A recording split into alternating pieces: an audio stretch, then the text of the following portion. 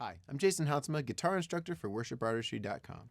In this YouTube video, we're going to be taking a look at the acoustic rhythm part for Bethel Music's Ever Be. Now, specifically, we're going to be diving into that second verse riff. Now, we'll go through the chords and everything else, and we've got chord charts and tabs, everything over at worshipartistry.com. But I really wanted to dive in specifically to this part because it's really tricky, so let's get after it.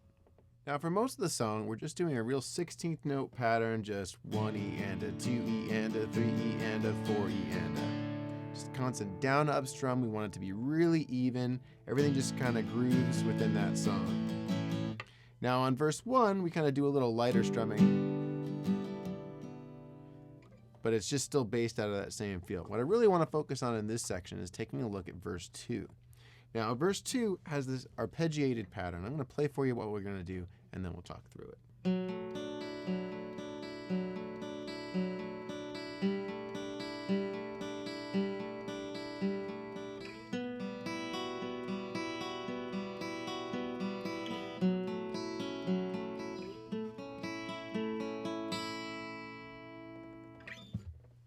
And essentially what this is we're just starting, rather than playing a normal D chord, we're starting with basically a D2 over F sharp. That ring finger's on that 4th fret. So it's pointer, middle, ring fingers there like so.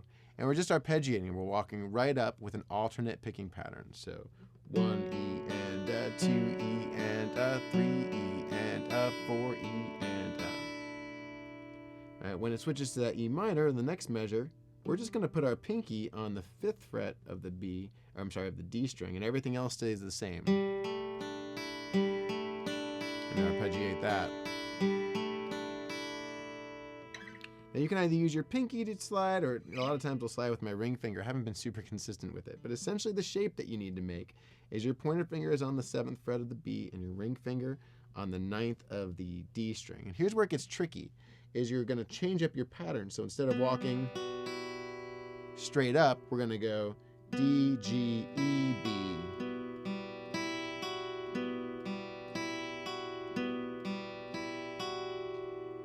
Which is even more messy just because you're going up and you're playing a higher note on your E string and then, a lower note on your E string and then higher on your B. So it can get a little tricky. It kind of messes with your ear. So you just have to kind of get the muscle memory.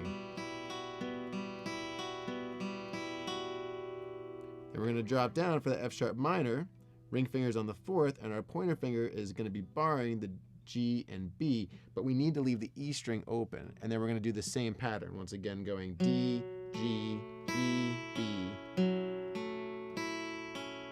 We only do that for half the measure, and then we slide up to play this A chord shape. So our pointer finger is on the 5th of the B, middle is on the 6th of the G, and ring finger on the 7th of the D.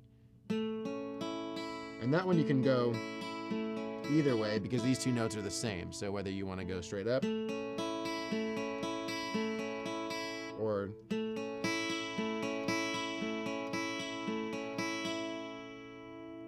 it's going to pretty much sound the same. And then you drop back into the same move. So I've got a loop of just that section down below. It's labeled verse 2. And then I labeled this next section pre-chorus because we're taking the same idea. And I actually left the G open on this one, so I went to my pointer finger on the B, ring finger is on the 5th of the D. Just walking straight up, down to that D over F sharp, up to your A, and then just we one strum that E minor. So I have a loop down below of both those sections, of both verse 2 as well as that pre-chorus section, just so that you can really get the feel of it. Now, if it's too tricky with the pick, it sounded to me like they were using a guitar pick. But honestly, if I was playing this live and I didn't have a bunch of takes at it, I would probably finger pick it. It's a lot easier that way because you can just... It's not as sparkly, but it's easier to be more precise.